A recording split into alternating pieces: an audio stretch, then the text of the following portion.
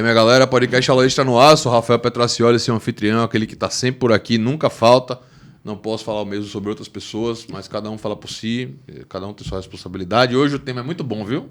A gente vai falar sobre o futuro das relações de trabalho, o que a gente pode esperar daqui para frente com uberização, pejotização, terceirização, um monte de ão. E hoje trouxe um cara aqui que sabe tudo mais um pouco, que é o advogado trabalhista, professor, amigo e já quase membro de bancada, doutor Tiago Dória. Seja bem-vindo, Tiago, tudo bem? Um prazer estar com vocês, nesta bancada, porque na outra eu já estou passeando de vez em quando, muito obrigado.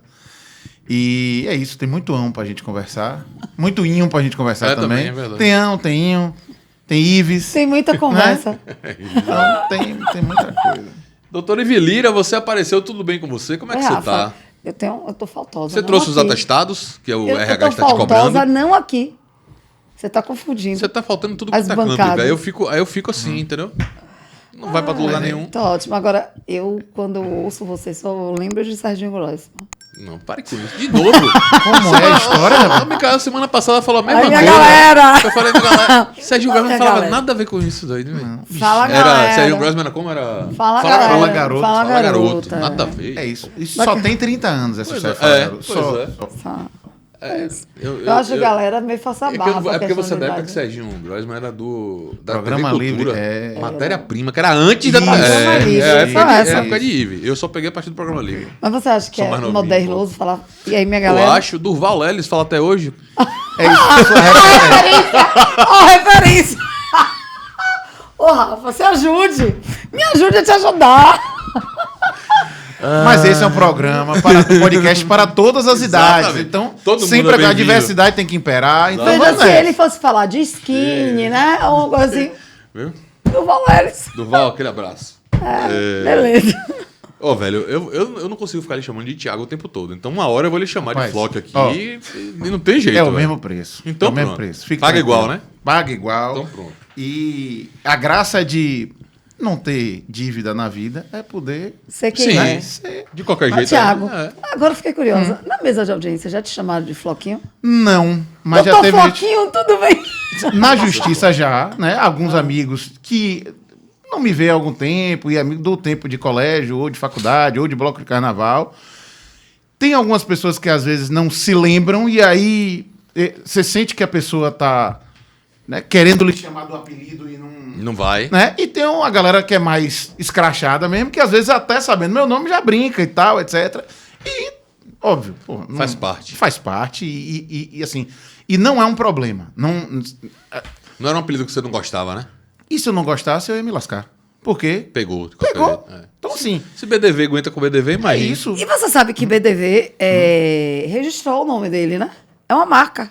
Meu Deus, É chegamos isso. no fim do Cada um fundo com do seu poço. fetiche, né?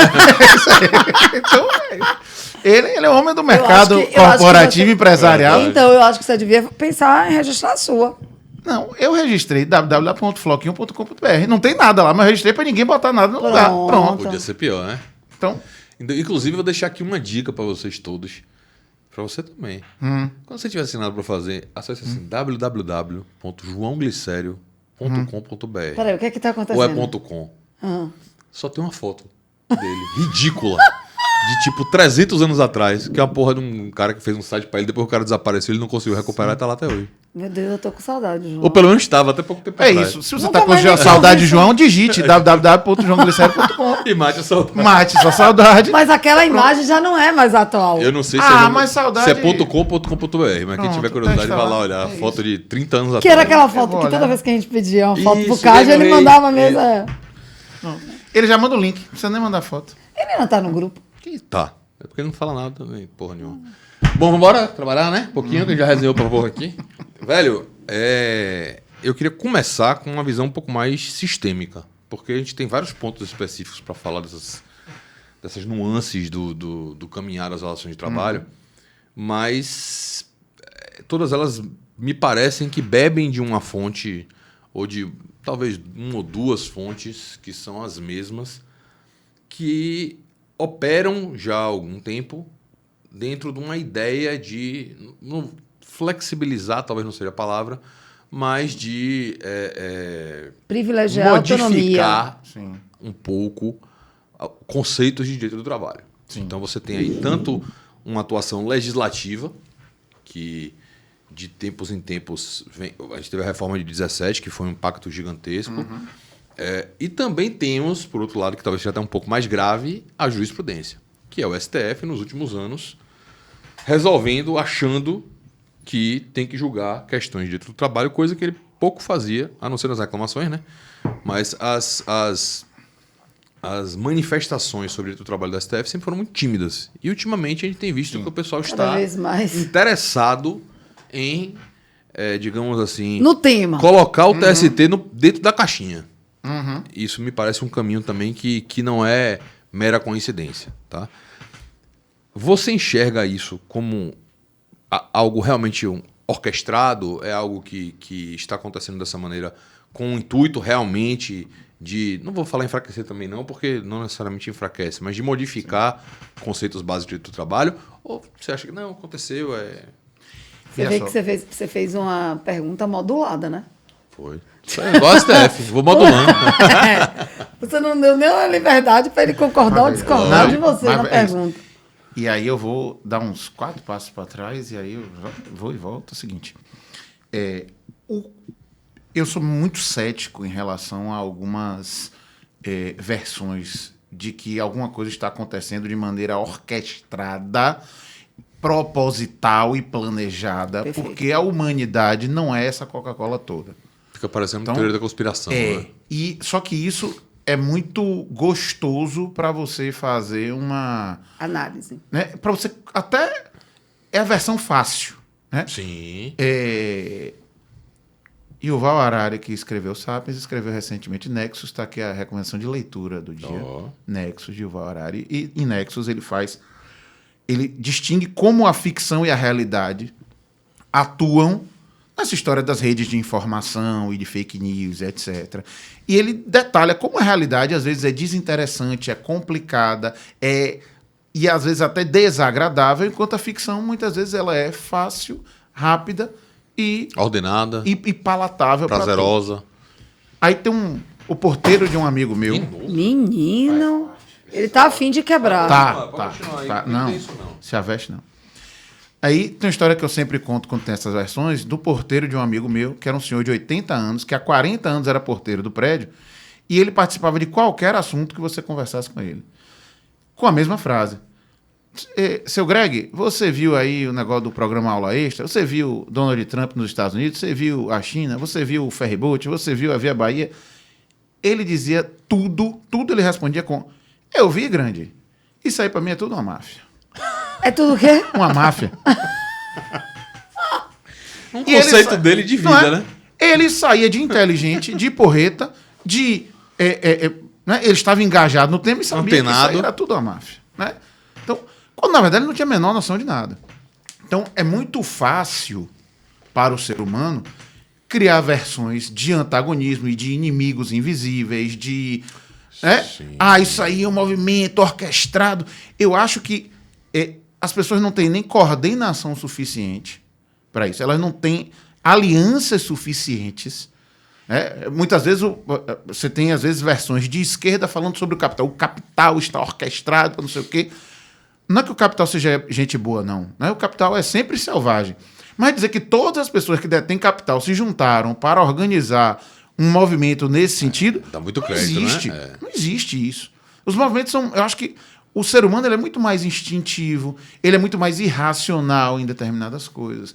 E o que nos move é muito mais a necessidade, o dinheiro, a forma de sobreviver, os movimentos de poder, do que necessariamente algo que é orquestrado. Aí, quando é que o direito do trabalho surge? Em 1700 você não podia ter direito de trabalho, em 1600 você não ia ter direito de trabalho. Você tinha as pessoas trabalhando por uma relação que era servil ou escravizada. Tinha nem espaço para o debate. Não tinha espaço e o mundo estava conformado daquele jeito, porque quem detinha poder estava ali, quem não detinha não tinha como se revoltar, papuf. A gente vai falar de direito de trabalho no momento que eu passo a ter muitas pessoas concentradas em um lugar, né? E aí, historicamente, no Ocidente a gente conta isso, pós-Revolução Industrial, surge uma coisa chamada proletariado que não existia, porque era todo mundo ou camponês, ou artesão livre, ou seja lá o que for. E aí eu comecei a juntar muitas pessoas fazendo a mesma coisa, na mesma situação, com potência e relevância suficiente para se fazer ouvir. O direito do trabalho, ele surge a partir daí. E aí eu, a partir das demandas dessas pessoas, digo, não, peraí ainda, vamos organizar aqui. Então, tem que ter um limite máximo de horas. Beleza. Tem que ter um contrato. Beleza. Tem que ter um salário mínimo. Beleza. Tem uma condição que eu não admito, não, porque se eu trabalhar nessa condição eu vou morrer. Beleza. E aí a gente vem evoluindo da segunda metade do século XIX até hoje com essa organização. E isso ganha uma complexidade enorme no século XX. Por quê? Porque a forma de produzir ficou mais complexa. Então eu tenho N produtos sendo feitos que não existiam, N serviços que ninguém nunca pensou na vida. Então, o mundo vem mudando. Então, o que eu acho que, para a gente tentar entender qual é o cenário que nesse primeiro quarto do século XXI nos provoca, é assim, tem várias relações que não existiam e há um movimento natural das pessoas de tentar as maneiras mais fáceis e mais lucrativas de realizar essas coisas. É até um paralelozinho, né, em relação à ideia de quando se iniciou essas reivindicações de direito, como você falou, você tinha ali, eram relações que não existiam antes. As Sim, relações exatamente. que existiam, passaram a existir com a Revolução Industrial, não existiam antes. E agora, com uma revolução, digamos assim, tecnológica, digital, passam a ter relações que também não existiam antes. Há um certo vácuo normativo, há um certo vácuo de encaixe realmente entre a questão social e a questão jurídica dessa coisa toda, e que também havia lá, e precisa ser mediado por uma legislação. Né? O que mudou foi o lugar do Estado nessa relação. Você não tinha dúvida do lugar do Estado no século XIX. E no século XX, o Estado, independente da sua corrente política, o Estado ele está tentando se retirar de algumas situações, ele está tentando não... Né, e no digital isso é mais forte. Né? Então, por exemplo, se você abre uma empresa em Salvador, se você não tiver alvará, não. Mas você pode abrir um site e começar a vender o que você quiser. Sim. Então, você publica um conteúdo num veículo, né? Você vai numa TV aberta e publica lá um conteúdo sem saber qual é seu CNPJ, seu CPF, qual é o conteúdo, e com a responsabilidade daquele veículo? Não. No YouTube você vai lá, mete com um usuário fake, um e-mail fake, e está lá publicado. Então, a tecnologia, ela nos entorpece, porque ela é maravilhosa. Né? O meu primeiro projeto de mestrado acabou não acontecendo, mas era sobre a discussão de contratos eletrônicos lá em 2002. Era um negócio que a gente tinha a gente ainda tinha debate sobre como regulamentar a internet ou não, quais são as leis, de que forma eu regulamento isso ou aquilo. O capital, entre aspas, mas o empresariado e as big techs passaram por cima disso tudo. Não tem regulamentação nenhuma de nada. E tudo que eu quiser regulamentar hoje é visto como uma intromissão do Estado, como o Estado querendo se meter para fazer na isso, liberdade aquilo, econômica, na principalmente. liberdade ou de expressão. Sim. Então, sendo que a gente está, como sociedade, abrindo espaços digitais onde, entre aspas, tudo é possível. A gente sabe que a legislação veda determinadas agressões, mas para eu buscar quem cometeu determinadas violências dá um trabalho miserável. Eu vou ter que buscar qual é o IP, qual não é, quem publicou. O raciocínio, Thiago. Thiago acabou de construir a tese de que a omissão, a leniência estatal gera uma marra e uma imobilidade do Estado, porque ele não tem mais como se movimentar se não se impor e assumir certos posicionamentos que nem sempre serão agradáveis a todos os interesses sociais e econômicos. E para fechar esse primeiro bloco. Bloco de análise, isso acontece porque a maioria dos nossos políticos está preocupado em se reeleger. Então, a ideia de eu ter um representante da população que vai ocupar uma posição de poder para fazer o melhor para aquele grupo social e de ter correntes que se alternem, enfim, etc., de discutir. Eu não tenho mais discussão pública de temas. As discussões são todas baseadas na bandeira partidária, porque está todo mundo ali captando audiência, voto. E não necessariamente fazendo o que aquele mandatário... Né, é quase que um conflito de principal agente. Com um adendo. O agente não está fazendo o que deveria fazer para o principal. Com um adendo. A gente não pode esquecer que tudo hoje é transmitido ao vivo e a cores, né? Sim, é uma coisa Então, alimenta a assim, outra. e quando você fala que você vende o discurso e você quer a aprovação do seu eleitorado, de certa forma você está sendo visto ao vivo a cores. A sua ideia fica hoje.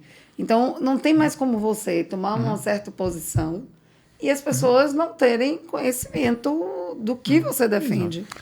Tem um ponto aí que eu quero que você fale, Thiago, porque é o seguinte. Superamos a ideia de que há uma grande orquestra por trás dessa coisa toda.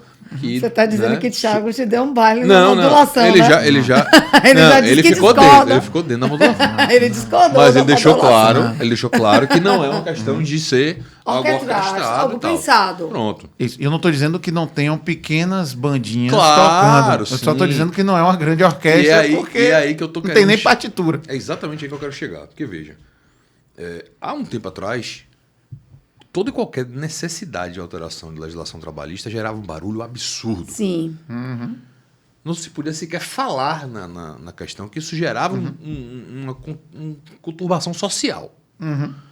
Em 2017, a reforma trabalhista passou rápido. Não teve milhões de discussões, não foi aqueles projetos de lei que ficaram anos tramitando, como você vê uma reforma de Código Civil tramitando não sei quantos milhões de anos, uma reforma de CPC na época do antigo, que quando foi publicada já não servia mais porque já estava toda errada. Não aconteceu isso com a reforma trabalhista, a coisa aconteceu assim. Esse é um ponto. Ou seja, algo que ninguém queria falar, as pessoas foram lá, falaram e resolveram, do jeito que eles acharam que tinha que resolver, e fizeram o que quiseram fazer. No judiciário era muito mais ou menos a mesma coisa. O TST tinha ali a última palavra sobre essa questão de direito do trabalho, como deve ser, porque assim a Constituição manda, né? Os tribunais superiores têm a última palavra. Não havendo questão constitucional, é isso não aí. tem que falar sobre outra coisa, né? Ponto. Por outro lado, o STF tem que falar do que é constitucional. Sim. Enfim, só que ele tem essa coisinha do que ele gosta e acha bacana, ele quer julgar. Sim. E ele dá uma torcida daqui, um princípio acolá, é constitucional, eu vou julgar. Pega e julga aquele ali que ele tem interesse em julgar. O Supremo também tinha zero interesse pelas questões de direito do trabalho, zero. E começou a ter. O ponto que eu estou tentando chegar é o seguinte. O que me parece é que existia já em diversos atores desse palco, tanto do judiciário quanto do legislativo, essa ideia de modificar. Muitas pessoas diferentes, talvez não orquestrada, mas pessoas, cada um pensando no seu jeito ali. Pô, tinha um monte de deputado que tinha ali, seja por questão de lobby de empresa, não importa, não estou entrando na motivação. Sim. Mas assim, um monte de pessoas do Congresso pensando, pô, a gente tinha que mexer no direito do trabalho, tal. Pô, mas não... Talvez alguns ministros do STF pensando, pô, bicho, o TST toda hora, porra, você essa decisão e tal. Mas também não... E parece que de uma hora para outra foi ficando todo mundo muito confortável em cutucar esse vespeiro. Primeiro veio a reforma, depois veio o STF, e aí não é uma coisa orquestrada, mas talvez quando o movimento se inicia, as outras pessoas que queriam que isso se iniciasse começam a se... Teve janela de oportunidade. A se manifestar. É esse o caso? A gente está falando de janela de oportunidade, então? E aí, veja, historicamente, a CLT foi alterada várias vezes. Sim. A CLT, antes da reforma, tinha mais de 80 alterações. Então, era a média de uma por ano. De mais de uma por ano. Mas sempre ali, né? Só que, e aí, veja, e isso, em determinados momentos, era problema ou não. Agora, óbvio, se você tem um movimento, e aí a base do movimento de esquerda brasileiro é na defesa do trabalhador, né? Então, os partidos de esquerda estão ligados ao movimento sindical, ao operário e tal. É óbvio que isso aí é a lupa para... Né, quem for mexer nisso aqui, eu faço escarcéu. Então, por isso, sempre teve uma grita muito grande dos partidos do campo da esquerda, quando você tinha algum tipo de proposta de alteração da CLT. E ali em 2017, você teve uma janela. E aí a janela fez muito mal para a gente, porque eu vejo muito parecido com o que você falou. A gente tinha uma necessidade de atualização da CLT que já tinha décadas. Só que é difícil você pegar né?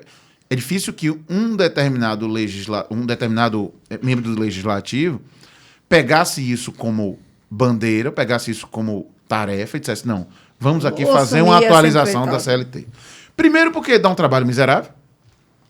Né? E quando a gente pensa nesses projetos, você vê projeto do novo Código Civil, ou da reforma do Código de Processo Civil, ou do novo Código Civil.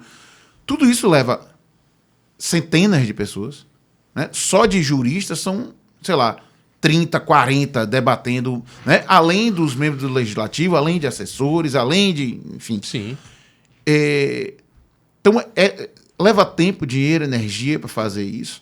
E se você tem um campo da política que é contra qualquer coisa que você fale, acaba que, às vezes, né, isso não vira pauta. Então, a gente deveria ter feito uma atualização da CLT logo depois da Constituição. Você vê que a Constituição fala do texto de férias, não está na CLT. A Constituição fala de 44 horas, não 48 horas, não está na CLT. Por quê? Porque ninguém teve a preocupação de dizer, vamos aqui tratar isso a sério. Adequar.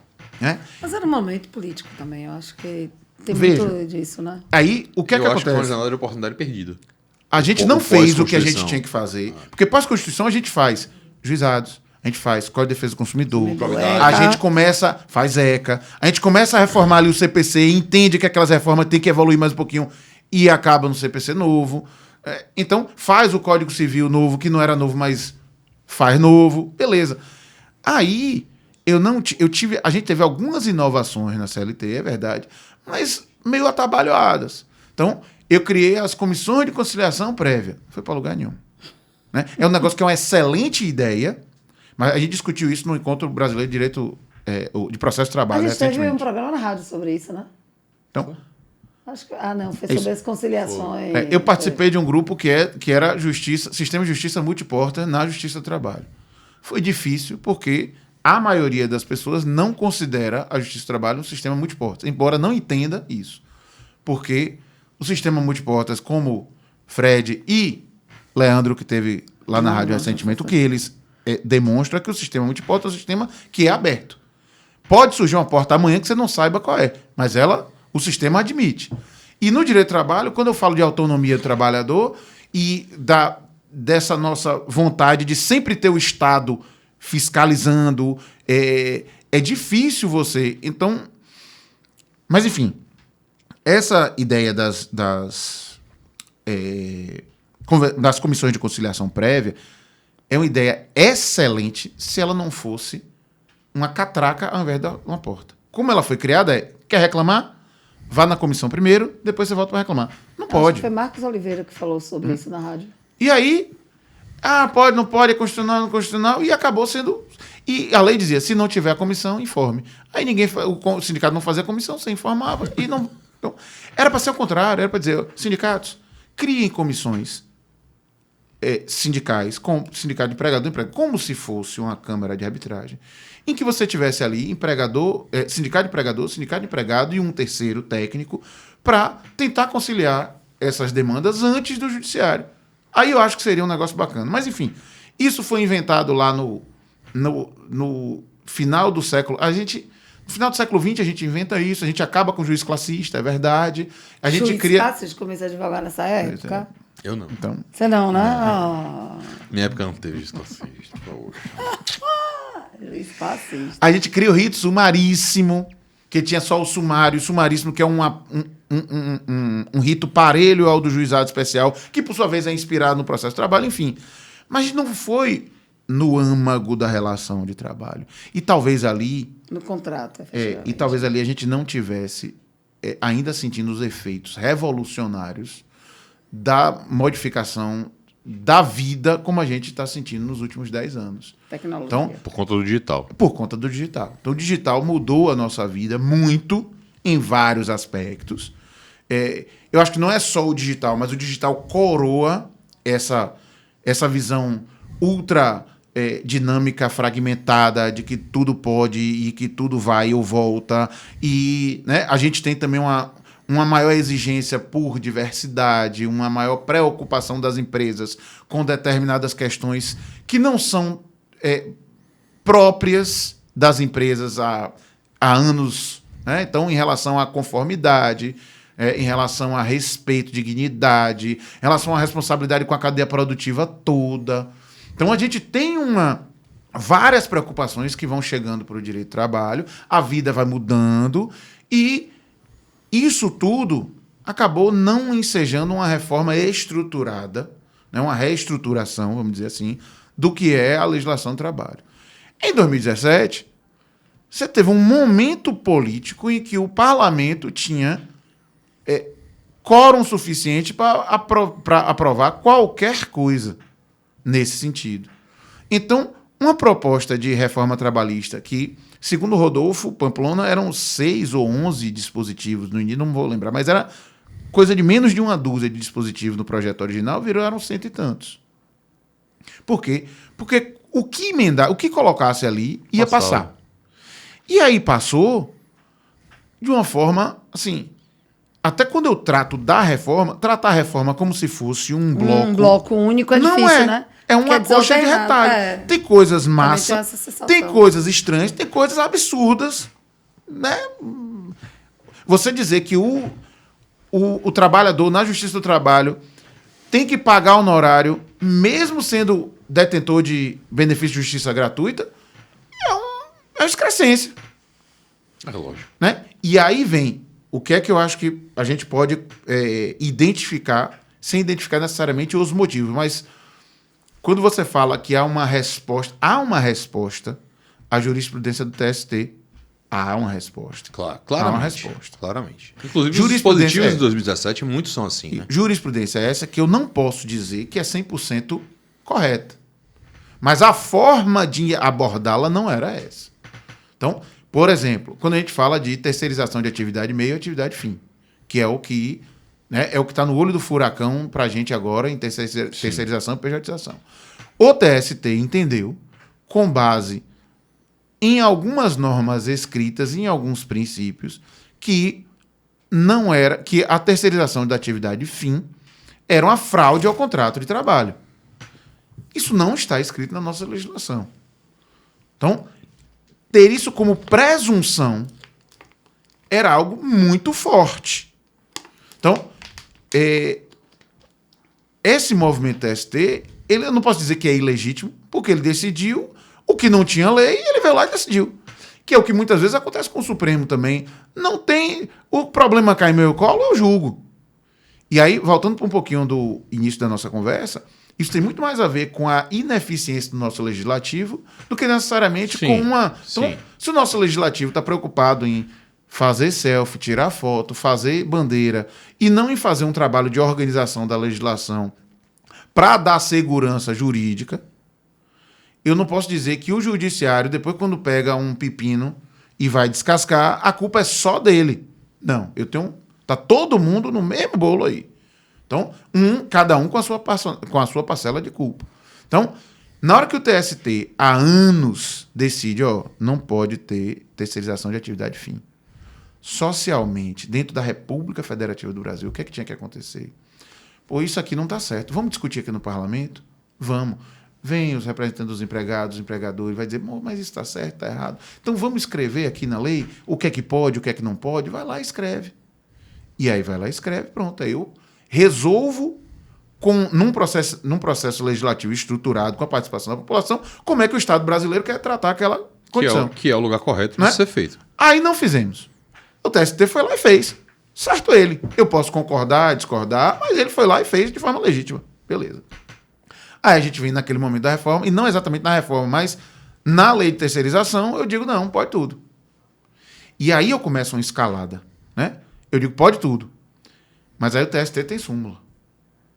Aí, pô, a lei diz que pode. Aí o TST diz que tem súmula. Aí o que é que eu vou fazer? Vou pro Supremo. O Supremo dizer se a súmula ou a lei, quem é que é constitucional, quem não é. E aí, nesse sentido, o Supremo vem lá e diz, há alguns anos, pode terceirizar. Não há vedação constitucional a qualquer tipo de arranjo de pessoas jurídicas no campo comercial. Julgado que eu também acho adequado. Mas a derrogação da jurisprudência do TST seria natural diante da própria edição da lei, né? Só que o TST não considerou desse jeito, né? Só que eu tenho um outro movimento que eu acho perigoso. Eu não sei dizer até que ponto ele está certo ou está errado, mas é perigoso, que é o movimento de resistência da Justiça do Trabalho a algumas alterações legislativas. Então, eu entendo que tem coisas que o legislativo, que o judiciário tem que pontuar. Tem que se posicionar. Tem que se posicionar. E o principal, assim, o mais fácil deles foi esse da questão da assistência. Então, a reforma disse uma coisa e todos não, né? Mas a maioria dos julgadores, primeira, segunda, terceira instância, disseram, não, isso é inconstitucional. O cidadão tem direito a acesso à justiça gratuita. Ele não pode ser condenado a pagar o honorário do valor que ele vier a receber se ele continua pobre, se ele continua detentor. O fato dele ganhar 10 mil reais numa reclamação não tirou ele do estado de pobreza. E isso chegou no Supremo, o Supremo confirmou massa. Então, essa é a resistência, vamos chamar assim, adequada. Então, se eu tenho tese, se eu tenho... Né, se aquilo não se coaduna com o sistema jurídico brasileiro, o judiciário tem que pontuar, sim. Mas o judiciário, de alguma forma, ele fica sujeito a isso que você está falando do Supremo, quando a sociedade inteira não resolveu o problema. Então, quando eu tenho uma lei federal que diz que não pode... que pode haver terceirização de atividade fim. Pronto. Eu tenho que superar aquela jurisprudência. De alguma forma, eu vou ter que superar. Eu posso... aí, academicamente, eu vou discutir que aquilo é perigoso. Eu vou discutir que eu não... E aí, justiça seja feita, o julgado supremo não diz que é todo o caso. Diz, quando não houver os elementos do vínculo de emprego, quando isso não for usado como fraude, isso é lícito. O que o STF fez, na verdade... foi só inverter uma de certa presunção. forma, sim. Ele inverteu a presunção. De certa forma, sim. Que é, de fato, no bom senso. Isso. Eu não tô Presunção aqui é pela boa-fé e veracidade né? dos E fatos. assim, né? E, na verdade, ele está dando primazia ao julgamento de mérito. E outra, Analise. Tem os elementos? Tem. Pau. Ponto. E outra. Não tem? Não presuma. Não presumo. O Não problema posso está no presumir. que ele está fazendo agora. Porque ele está sem... no julgado, ele diz, olha os elementos de fato. E agora, qualquer reclamação que chega lá, ele não olha nada e manda voltar e diz que não é empregado. Trágico. Não, Trágico. aí Papelão. aí é um erro. Papelão. Papelão do Supremo. Papelão. E vai reclamar que tem um bocado de reclamação? Culpa dele. Se as reclamações começassem a chegar lá e ele dissesse não cabe reclamação porque está baseado no julgamento de fato. Não é discussão jurídica. É discussão de fato. Pronto. 1, 2, 10, 100. Parava de chegar a reclamação. Mas toda reclamação que chega lá envolvendo terceirização ou pejotização, ele manda voltar e anula o acórdão ou a decisão. Ou até julga o mérito da... É isso. Ele anula e diz que não tem. Ele Né? julga o mérito. Então, É difícil, né? Papelão. Como é outro papelão, suspender os processos. Vamos lá. Tá tudo suspenso, né? Tá. Tudo que fala sobre pejotização tá parado, né? E Tá guardado. uma coisa que Leandro falou naquele dia, né? Não só a pejotização no âmbito trabalhista, né? Porque é uma matéria que toca Que em pode outras refletir questões. em outras questões. Sim. Eu queria fazer um pouquinho papel de advogado do diabo aqui, Flock, porque é o seguinte. Você está diante de uma situação em que um tribunal superior reiteradamente desconsidera texto expresso de lei. O TST fez isso. Bastante. Sim. Não vou só botar o não TST nessa brincadeira, não. mas enfim. Mas o TSE, por exemplo, faz isso Sim. diuturnamente.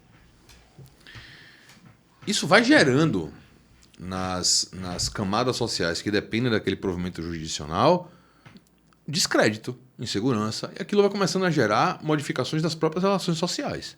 Sim. Então o cara que está terceirizando, ele simplesmente fala, pô, não vou trabalhar mais com isso.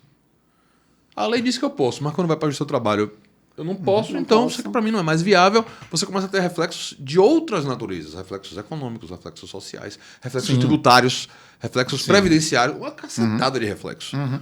E se em algum momento começa a incomodar o poder, digamos assim, independente de qual esfera. O cara tá lá e você fala, pô, bicho, opa aí, velho, esse negócio aqui tá me atrapalhando. Pô, opa aí. Olha quantos postos de trabalho eu tô perdendo, olha quantas empresas fecharam, olha não sei o quê. Pô, a gente tem que resolver isso de algum jeito. Não estou dizendo que alguém no STF teve essa sagacidade. Meu Deus, eu preciso resolver esse problema. Acordou não de acho madrugada. que é isso, de verdade. Não acho de verdade que é isso. Eu sou muito mais propenso a... O pessoal não queria mais julgar a reclamação. É muito mais isso aí do que eu quero resolver a questão. Você tem um lobby nos tribunais superiores, né? Um lobby muito forte. Por que no TST de um bocado não de tem tanto gente. lobby? Hã? Por que no TST não tem tanto lobby? Rapaz, veja. Veja, eu tô afirmando uma coisa que eu não sei. isso. Eu acho que tem menos que os outros. A justiça do trabalho... Essa coisa que você falou do Supremo não julgar coisa de matéria trabalhista tem a ver com até um certo preconceito com a justiça do trabalho. Então, historicamente, o século XX tratou a justiça do trabalho como uma justiça menor. Até porque ela surge como um tribunal administrativo. Parêntese aqui, quem advoga no Rio de Janeiro aqui sabe. Lá no Rio de Janeiro o pessoal chama de justicinha. Exatamente. O cara não vai estar advogando, não, então eu tô lá na justicinha. É isso. Então, por quê? Porque era tribunal administrativo, porque... Né? Então, a gente sempre teve essa coisa de ser meio vira-latinha. Vira-latinha. Não é? Até os memes de advogado trabalhista sempre ficaram mal vestidos. É sempre mal vestido e tal. É mesmo. E que é injusto, mas tem uma sensação, uma das melhores sensações da vida é ser subestimado. É maravilhoso. Isso é verdade. Ser subestimado. Na hora de dar na Na cara, hora do né? vamos ver, é uma delícia. Né? Então, assim, e aí a minha relação até com o direito do trabalho, com a justiça do trabalho, eu sou uma pessoa mais feliz porque advogo e convivo na justiça do trabalho, porque ela é muito eficiente e na Bahia, excepcionalmente, ela é melhor ainda do que em outros lugares do Brasil. Então, com as agruras que todo processo judicial tem, né? O processo judicial é uma para-realidade, né? É uma realidade paralela em que as coisas acontecem com uma dinâmica completamente diferente. Acho que o trabalho é ótimo, eficiente, mas ela ainda é um órgão do Poder Judiciário. E traz essas questões negativas arrastadas com ela, não tem jeito. Né? E veja, e é um órgão federal. Então ainda tem isso. Justiça Federal tem três, né? A militar, a comum e a especial. A eleitoral também. E a eleitoral também é porque a eleitoral é mestiça. Porque pega o povo por do delegação, estado, por delegação. Enfim. Mas é porque a federal também pode ter delegação, né? Mas enfim. Resultado. Eu acho que, no geral, a jurisprudência trabalhista ela é muito boa. Eu acho que os nossos TRTs eles fazem um papel muito bom em relação a rejulgar processos, a aplicar o efeito devolutivo em profundidade, que tem que aplicar, olhar. Então, a justiça do trabalho é uma justiça de advogados e magistrados trabalhadores. O que aconteceu com o TST nos últimos 20, 30 anos, talvez 20 anos, é que há uma explosão de processos. E isso acho que distorce um pouco o que vinha sendo construído até então.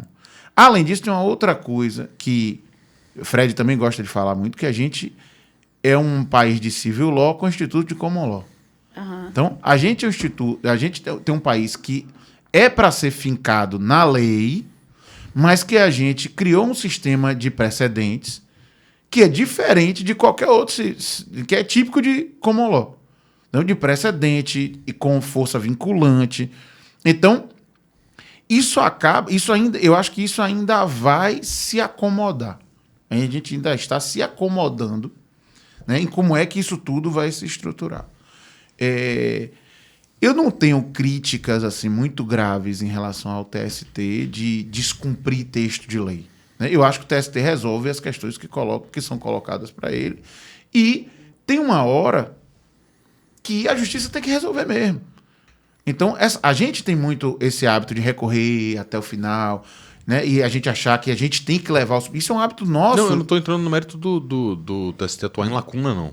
Eu estou entrando no mérito do TST atuar frontalmente contra o texto de lei, porque ele entende que aquilo fere os valores, conceitos, princípios. os valores É do isso. direito do trabalho. Até para não ficar em princípio, falar em valor mesmo. Porque a impressão que eu tenho o meu ganha-pão no seu trabalho é meramente... Instrumental. Instrumental. Eu não sou tão feliz lá quanto você é, por exemplo. Oh, porque não é. Não, você é feliz de outro jeito. Eu sou feliz de outra forma. Né? Mas militar com o direito material do trabalho não é minha praia. E a impressão que eu tenho é que o apego, e falo isso como uma coisa positiva, Sim, sim. não só dos julgadores, mas inclusive dos advogados do trabalho, é algo que supera uma ideia de princípio. São, de fato, valores. Os caras carregam aquilo como valores. Entendeu? Que ultrapassariam uma esfera de discussão jurídica, inclusive. Aquilo ali, a galera acredita naquilo de uma maneira tão forte que se enraiza muito. Diferente de você falar de advocacia sem demérito aqui, cível, eleitoral, tributária. Né? Ali há uma coisa diferente. É uma advocacia, é uma justiça protetiva. Apaixonada. Pelo direito não do trabalho, não pelo... Estou dizendo pelo empregado. Veja, não diria apaixonada, porque tem... Né? A gente faz besteira apaixonada. E Leandro disse que não que nem você uns tem outros que se apaixonar. Deixa o bigode. Que ele não se apaixona por tese jurídica. Ele é apaixonado pela esposa dele. Isso, então assim. Mas a justiça do trabalho é uma justiça, digamos assim, axiológica. Comprometida com o axioma. Então, se isso... E aí isso tem vantagens e desvantagens. Quando isso traz para a justiça do trabalho, e assim, na maioria das vezes é vantagem. Na maioria das vezes eu tenho uma justiça que está comprometida com que as coisas funcionem e com que o resultado final, que é a proteção do trabalhador, ocorra. Então, outras justiças protetivas têm um pouco disso. Então, quando você fala, por exemplo, do sistema de proteção ao menor, à mulher, ao consumidor, outros atores em que, ou por um sistema de justiça separado, como é o caso do consumidor, ou às vezes por sistemas de persecução, processo de persecução criminal, como é o caso da mulher, que você tem delegacia, que você tem lei especial, enfim. Você vai ter um axioma, um vetor ali de valor, que ele é indissociável mesmo. E é bom que seja. Né? E quem está dizendo isso aqui é um advogado que presta serviço a empregadores. Né? Não é porque eu gosto mais de empregador do que de empregado, não. É porque, para mim, é mais confortável trabalhar com empresas.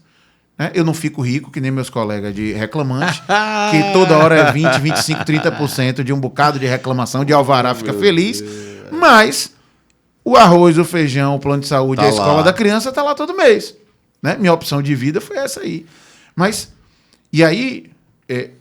muito do meu trabalho nisso é mostrar aos empregadores o que é que eles têm que fazer para cumprir a lei e para não serem condenados por essa justiça, mesmo com esse axioma, porque é justo que ela tenha, é justo que a justiça do trabalho tenha um indúbio pro operário. É óbvio. Agora, isso pode representar... É sempre perfeito? Não, porque ninguém é perfeito. Então, isso às vezes pode representar um deslize, um excesso. Pode. Então, qual é a maneira de eu corrigir isso? Se for inconstitucional, você vai lá para o Supremo julga e volta. Se for um problema sistêmico, a sociedade tem que ir ao Legislativo e dizer, isso aqui está desarrumado, vamos fazer uma lei para isso, vamos. E, quando isso é legitimamente feito, o Judiciário Trabalhista vai ter que olhar e ver o movimento da República Federativa do Brasil, seja por um órgão judiciário maior, seja por um órgão legislativo, que diz, beleza, entendemos que a sociedade quer desse jeito, ou entendemos que o órgão máximo da Constituição quer desse jeito. Isso não tem nada a ver com o que a gente está vendo. O que a gente está vendo é tudo diferente. Né? Supremo avocando para julgar coisa que não deveria avocar para julgar, e o Legislativo não resolvendo e, às vezes, agravando os problemas. Porque na hora que você faz uma lei que conflita com a outra e que você não resolve o problema, ou você... numa canetada legislativa, revoga o entendimento de décadas da Justiça do Trabalho sem suporte social, sem suporte da sociedade, né, das pessoas que vão ser reguladas por aquela norma, aí entra a história do direito que não pegou.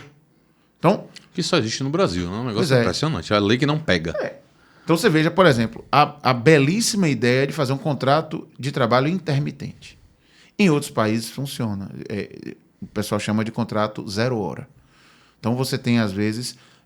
a gente em sala de aula, às vezes, fala do exemplo da dona de casa ou do estudante, muito do estudante universitário, que é o cara que trabalha num bar ou numa lanchonete e tal, e ele dá as horas ali que pode e tal, enfim. Funciona para essas pessoas. Pode funcionar. Mas, para a gente, o que o direito brasileiro queria era regularizar o bico e botar o bico dentro do INSS. Não vai. O cara que faz bico, né? A motivação errada não resolve. É verdade. O cara que faz bico de garçom num hotel, faz extra de garçom num hotel ou num restaurante quando a ocupação está alta. Então, Litoral Norte tem muito.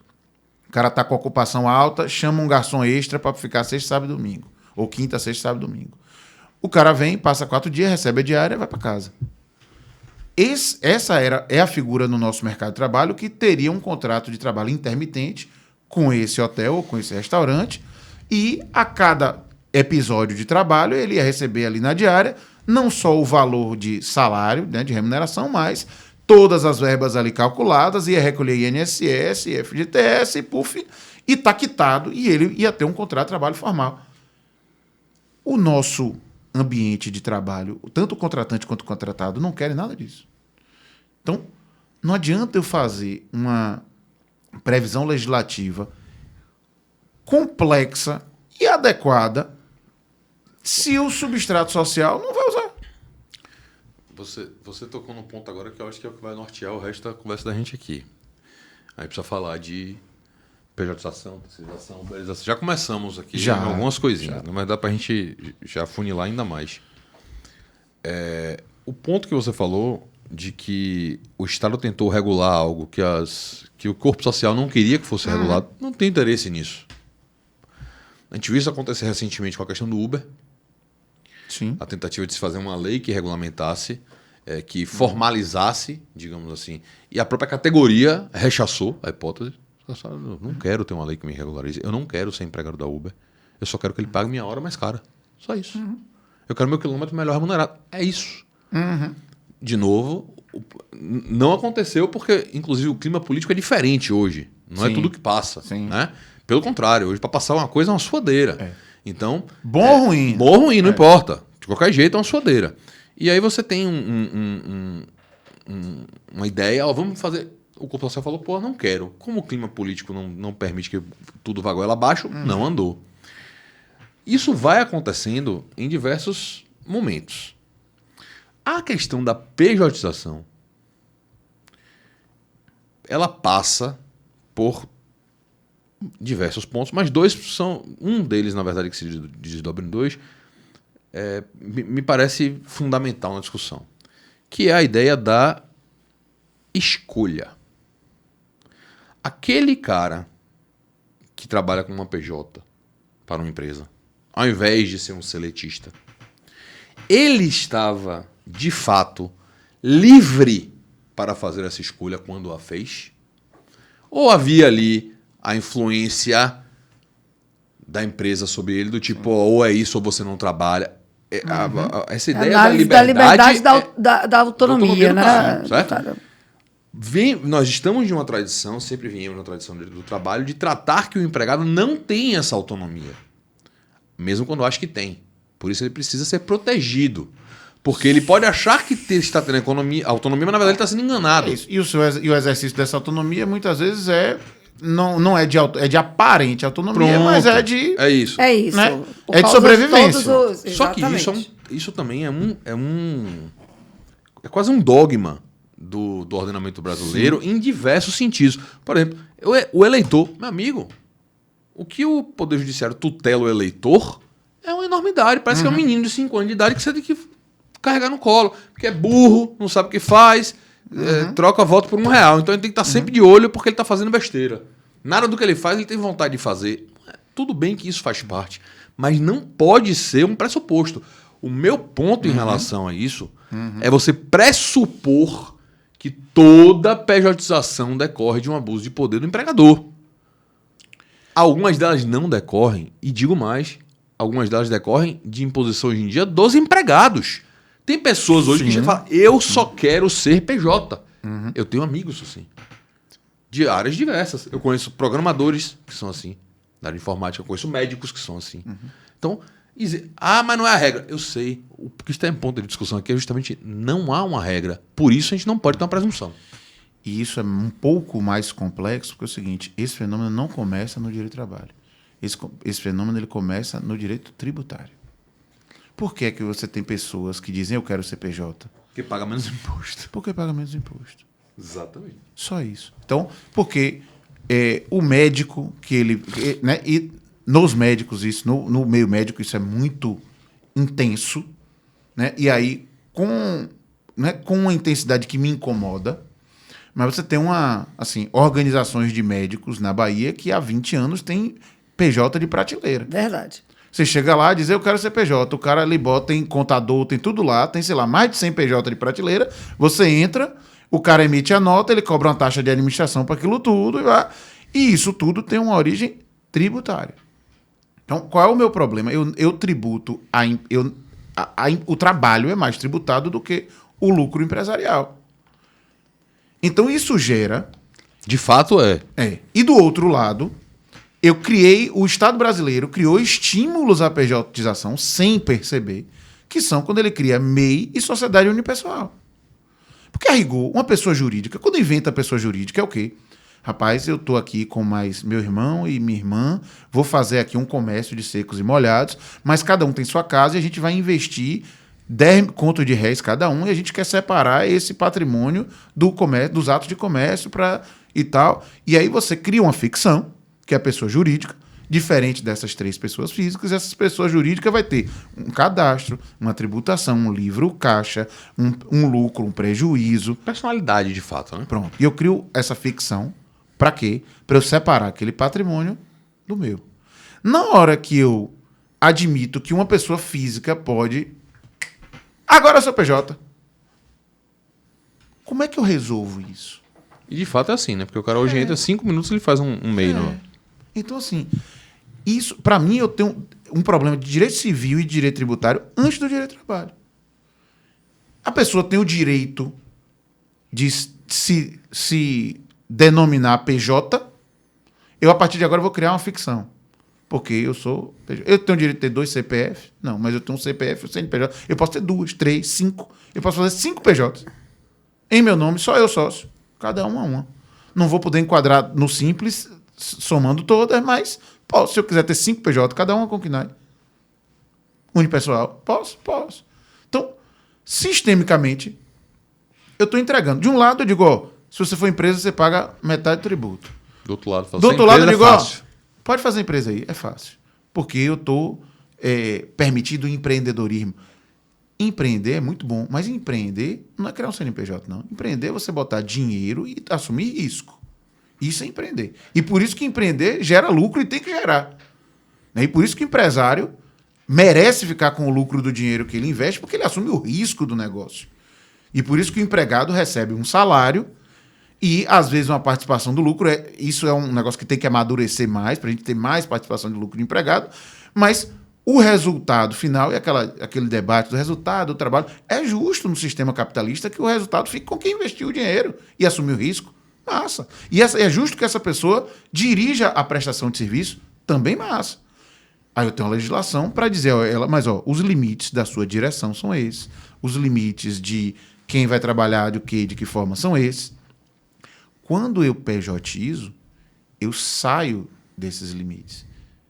E assim, o grande perigo é, né, se no vínculo de emprego eu tenho uma jornada máxima, quando é uma pessoa jurídica com a pessoa jurídica, eu não tenho jornada máxima. Então, eu posso contratar uma empresa para prestar serviço de vigilância na minha casa 24 horas. 4 não posso? horas. Pronto. Se essa empresa tem 1, 2, 10, 800 vigilantes... É um problema dela. Em tese, seria problema dela. Não é. E aí, na terceirização verdadeira, em que você tem um outro empresário que investe numa prestação de serviço X, você, contratante, é responsável por fazer ele cumprir a legislação trabalhista. Beleza. Isso mundialmente é reconhecido como uma forma de você responsabilizar a cadeia produtiva toda e fazer com que quem tem o dinheiro na mão faça com que as coisas aconteçam. Massa. E com verba trabalhista, com suspeita de trabalho escravo. Então, o contratante, a empresa que está contratando a outra, vai fiscalizar se a outra está tratando de forma legítima, legal, correta, os empregados dela. Joia. Na hora que essa pessoa jurídica é uma pessoa só, não tem um limite. Né? Essa pessoa pode trabalhar 8, 12, 16 horas. Não tenho. Então, remuneração mínima. Não tenho. Então, qual é o... Sistemicamente, eu tirei várias amarras para a pejotização. E aí veja que pejotização, há 10 anos atrás, era algo que era estritamente pejorativo. Hoje a gente fala em pejotização como uma escolha. E aí me incomoda isso ser visto como uma escolha, porque uma pessoa escolher virar uma pessoa jurídica é algo que, no sistema... o que deveria ser o direito brasileiro tem várias quinas, tem várias arestas que eu não consigo resolver. Tem impedimento? Não tem impedimento. Você acha que não existe a pejotização por escolha? Não, existe. Tá. Existe. Tá. O que eu estou dizendo é que ela me incomoda porque ela é uma quebra do que deveria ser o nosso sistema. Ela não deveria existir, então. É isso. Uma pessoa física, um médico que vai prestar serviço a um hospital, isso normalmente tem um nome que é autônomo. Ele é autônomo.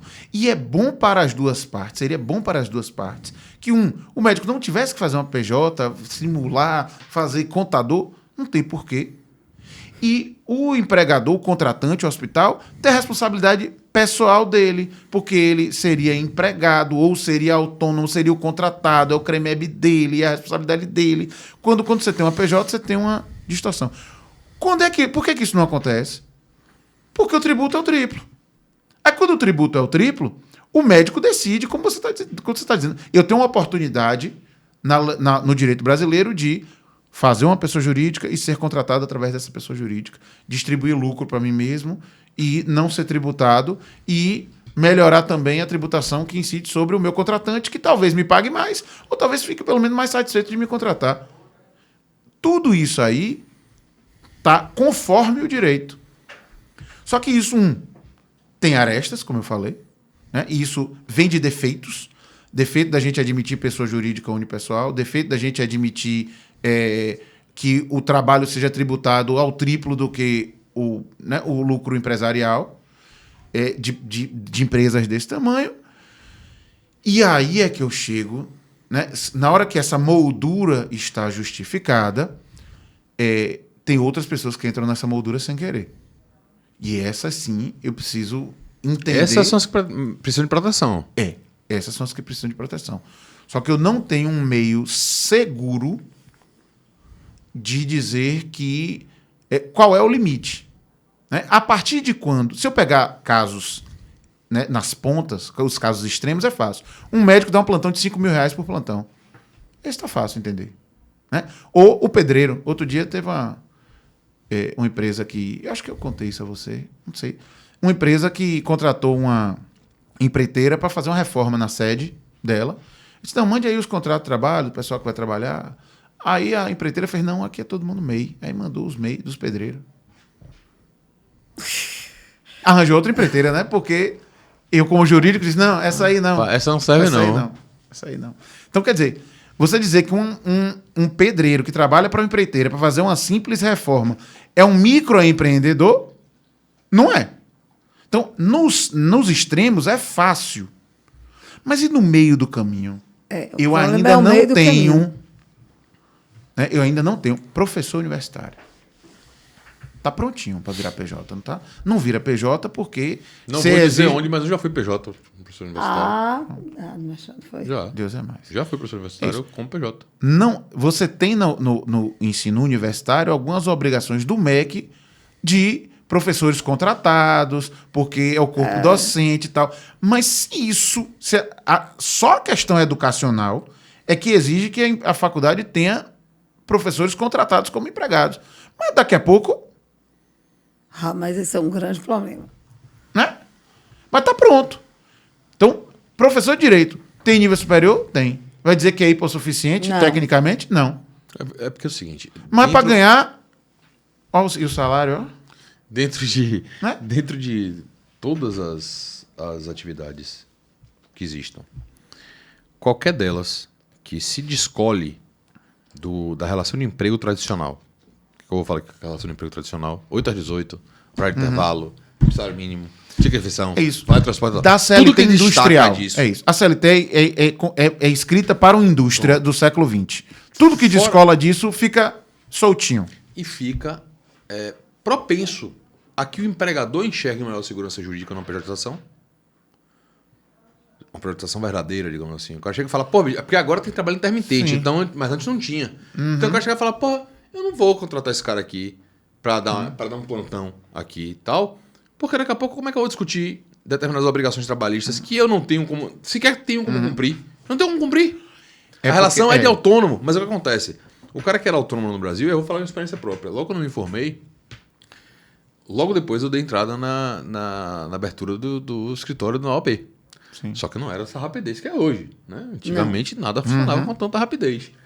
Nesse meio tempo, eu precisei advogar para determinadas pessoas Sim, que me exigiram nota fiscal para poder pagar. Foi na Eu fiz prefeitura, fazer uma nota cadastro avulsa. de autônoma, notinha Todo avulsa. mundo- E todo na mundo hora passou por paguei isso. a zorra do imposto. Isso, todo mundo passou E na por isso. hora fiquei com uma obrigação na minha cabeça do INSS depois. Aham. O que acontece também é, o cara que é a figura do autônomo, ela não deixou de existir. Deixou. Porque Formalmente muito falando, desconfortável. porque é muito melhor desconfortável. ser um Não tem Não porque é- ter um você... CNPJ individual. Muito desconfortável. Muito mais fácil. Não. Ou você é informal total, que é seu José que conserta ar-condicionado, Que não o declara encanador Que nada. não Né? vai me tirar nota em porra nenhuma. e tchau. Ou você vai fazer uma PJ. Ou você vai fazer no mínimo um MEI. Mas CNPJ você vai ter. E aí, só que quando o serviço não tem subordinação, você não está discutindo o vínculo de emprego. Não é um problema. O que é nuclear nessa discussão é se eu posso contratar o trabalho de uma pessoa de maneira frequente, de maneira, de alguma forma, subordinado, e essa pessoa escolher que esse serviço vai ser prestado mediante a interposição de uma pessoa jurídica. A discussão, a liberdade, a autonomia para afastamento Porque- das normas ou públicas ou você vai escolher. Eu Porque- quero, na minha relação, a incidência das normas de direito privado. E aí vira cardápio jurídico, né? É isso. Qual é Então, que eu para todo quero? gosto. Então, vai ter relação que eu posso ter cardápio, relação que eu não posso ter cardápio. E no Brasil, nós normalmente não temos cardápio. Normalmente, a gente tem um contrato para aquela situação, uma lei para aquela situação. Então, na hora em que eu... É outra coisa que o sistema jurídico brasileiro não tem, é essa coisa, a nossa liberdade... Vá fazer contrato de compra e venda de imóvel e não compra... Não tem liberdade. Não compra, não. Faça uso capião sem ter tudo lá, o que é que acontece. Não faz. Né? Não tem, então, eu tenho vários institutos que são todos arrumadinhos. E aí agora, para o vínculo de emprego, eu vou dizer, não, você é livre. Vai escolher o que você quiser. Porque aí eu acho que está a crueldade da história. Né? E tem a ver crueldade da norma ou a crueldade Da sociedade. Da sociedade? da sociedade em pegar todo mundo e dizer que é empreendedor e que é tudo lindo, maravilhoso e que no século XXI você pode ser quem você quiser. Né? Mentira. Empreender é vida. Mentira. Mas a gente começa a migrar nessa conversa aqui para a questão dos aplicativos. Sim. E o aplicativo, a gente perdeu o bonde de regular o aplicativo. Já foi, também acho. Já acabou. Eu também acho que passou. Eu tinha que ter regulado o aplicativo lá há Atrás. 20 anos atrás. Quando o Uber começou, é porque a gente tem a nossa Quando, visão na de verdade, Estado... os aplicativos de comida, né? Que foram primeiros. Não, acho que Não, o Uber foi primeiro. Uber é o primeiro. Uber foi primeiro. Não. Uber é o primeiro. Do que iFood, pô? Foi. É o Uber é o primeiro. É, porra. Com certeza absoluta. Com certeza. Não. E assim, tinha uma coisa que me incomodava no Uber, que é a seguinte: por que a prefeitura não faz o Uber e bota os táxis todos dentro do Uber? Não, por causa da concessão. Mas é ela que concede? Qual o problema? Eu concedo 1.000 alvará de táxi, eu vou aumentar para 100 mil e eu vou fiscalizar todo mundo. Esse papel de investir na tecnologia para uma melhor prestação de serviço do serviço de Poderia ser do transporte Estado. era da prefeitura, que tinha esse dever pela Constituição. Que hoje tem. Era. Que hoje tem, que depois de tudo... Ficou fácil. Aí, só que óbvio, o Estado brasileiro não investe em tecnologia. A gente começou a fazer... O que a gente tem hoje de processo judicial eletrônico está 20 anos atrás. Hoje não, mas quando começou estava 20 anos atrasado. E ainda assim é difícil. PJE cai, confusão. Sistema do banco cai? Aí, cai. no Sistema setor, do banco no não setor cai. privado é outra coisa. Pois é. Por quê? Porque se cair, eu perco dinheiro. Então, mas o Estado brasileiro não investe em tecnologia. Mas vamos lá. Pegou lá o Uber. Então, o Uber investe numa fresta clara do sistema de que é difícil o sistema, é difícil. Eu vou criar um negócio aqui que eu não tenho. Enfim, todo mundo já falou 1000 coisas do Uber. A hora de entender as plataformas era ali. E não ficar numa discussão que a gente perdeu muito tempo nessa discussão, dizendo é emprego, não é emprego, é emprego, não é emprego, é emprego, não é emprego. A gente não foi capaz de entender que ali tinha um fenômeno de pessoas e de mercado que queriam... de um lado, você tinha um mercado querendo consumir um determinado serviço, um intermediário querendo arrumar de um jeito que ele não tivesse empregado nem carro, mas que ele fizesse isso acontecer, e pessoas que queriam trabalhar daquele jeito. Agora, A gente ainda estava na CLT, no artigo 3º da CLT, sem ver que o que a gente deveria ter avançado, e assim, justiça seja feita. Eu também não disse isso na época, não, para parecer que eu sou chabichão. Hoje é que eu digo, porra, se a gente tivesse naquela época investido numa legislação do trabalhador autônomo de plataforma, ou do trabalhador de plataforma com um vínculo X, que não é o 8R18, como você falou, a gente teria conseguido regular esse corpo social para estruturar isso de uma forma com que as pessoas... Hoje a gente não consegue mais. Mas não seria nenhum absurdo. O próprio direito do trabalho já tem uma série de contratos especiais previstos. Tem. Não é? Pois é, esse era só mais um.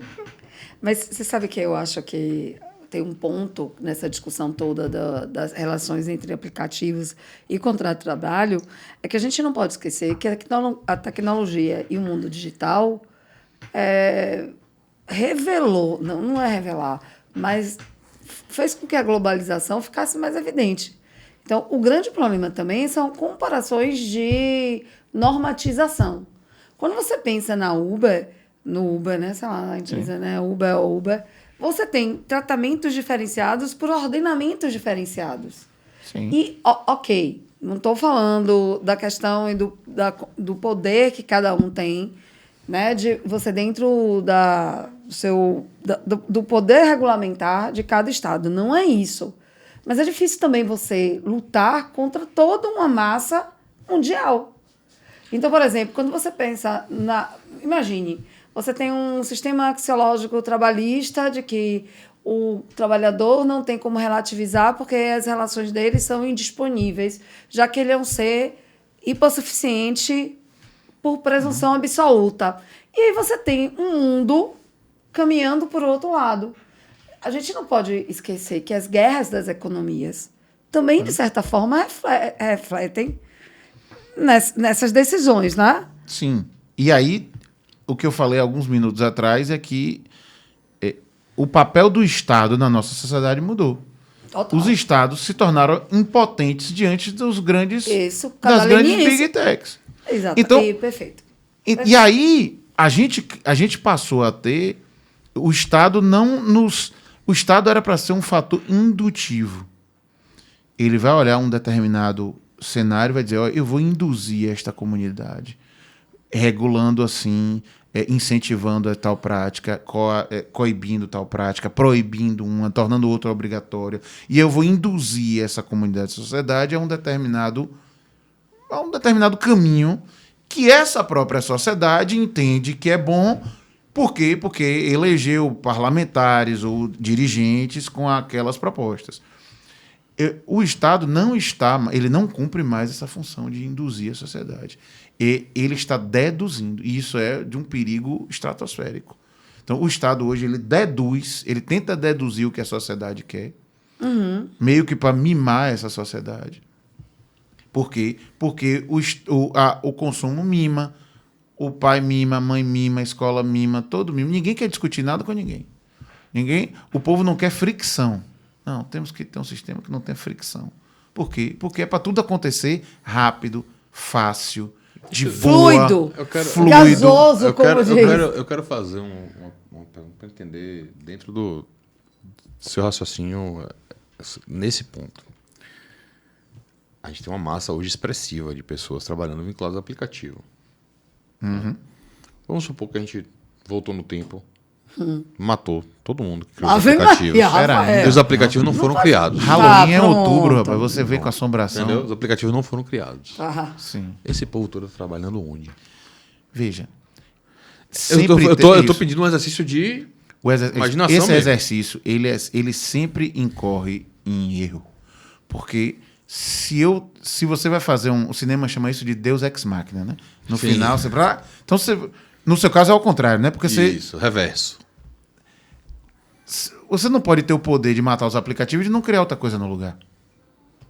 Né? Naturalmente outras coisas teriam surgido Então, ali, né? se há 20 anos atrás, na época do bug do milênio, vai dar o bug do milênio, vai acabar tudo. Se a gente tivesse tido o bug do milênio, tivesse acabado todos os computadores, talvez eu fosse pecuarista hoje, você fosse né, lavrador, você, do agro. né? Eu não sei. Eu não sei. Então, se ao contrário, se a espaçonave tivesse chegado aqui e tivesse trazido pra gente a tecnologia quântica que começou a surgir, chegou um alien e disse, não, tome aqui o computador quântico, você vai resolver todos os problemas. A gente estava trabalhando no quê? Para fazer a cura do câncer numa programação, assim, num computador, vendo a molécula. A gente não sabe. E tem uma coisa perigosa, que é a gente toda vez que a gente toma o direito como indutor ou redutor de oportunidade ou de mão de obra, normalmente a gente está num terreno meio cretino. Né? Quando a gente, né, quando da lei complementar 150... É o jeito se supervalorizando demais, né? E veja, o que dá emprego não é lei. O que dá emprego é gente empreendendo e gastando dinheiro. Ó, você usando, incentivando o empreendimento, o empreendedor. eu incentivo- Atividade o empreendedora. de verdade, né? O empreendedor de verdade. Em 2006, 2007, quando a gente teve boom de construção civil na Bahia, pedreiro escolhia emprego se tinha plano de saúde ou se não tinha. Tem nada a ver com o direito de trabalho. Tem a ver com o mercado aquecido. Então, quem vai criar emprego? E aí, quando a gente diz, não, temos que reduzir aqui os direitos para dar mais emprego, mentira. Por quê? Porque a lógica empresarial, ela não está errada, mas a lógica empresarial é uma lógica de investir, assumir riscos e ter retornos. Se eu disser, quando a gente diz que preciso reduzir o imposto por conta de... Eu estou fazendo um estímulo a uma determinada atividade, mas o que eu estou fazendo é uma conta de chegada para o empresário ter a margem que ele quer para continuar empreendendo naquilo. Isso não tem a ver com ter 13º ou não ter 13º, ter FGTS ou não ter FGTS.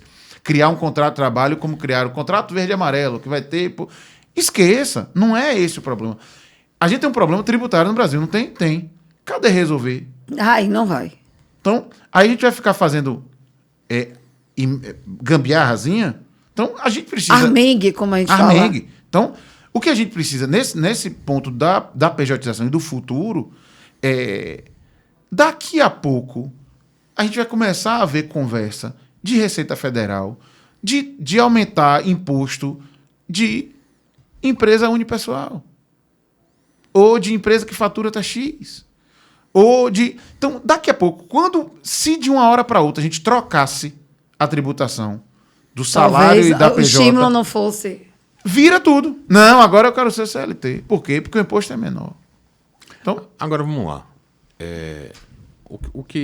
Olhando até uma passagem mais histórica em relação a essa questão do aplicativo. No Brasil, porque lá fora eu não sei como é que foi.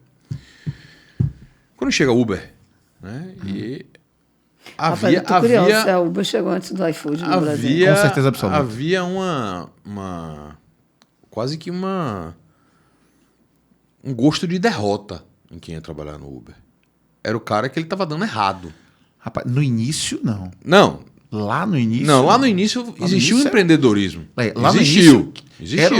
Tinha uma galera investindo... Isso, existiu empreendedorismo paletó de e verdade. gravata, Exatamente. Principalmente Rio e Balinha, São Paulo. água, Aqui pra gente não, mas... serviço. Tinha. Eles Isso. estavam ali levando serviço.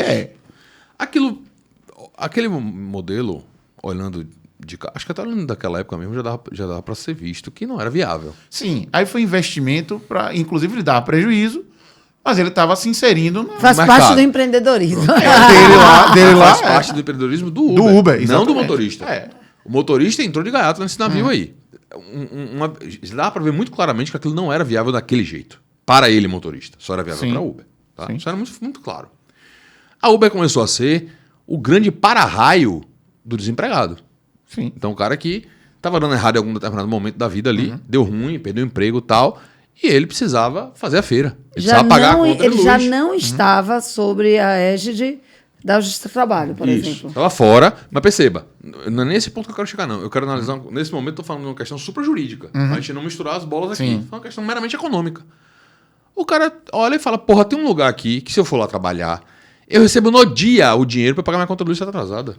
Eu recebo no dia o dinheiro para fazer a feira e botar comida na boca dos meninos. Além de tudo, baseado num equipamento ocioso que ele tinha, que era o carro. Meu carro aqui não tá fazendo zorra nenhuma, eu vou rodar com esse... Então começou a ser um para-raio disso.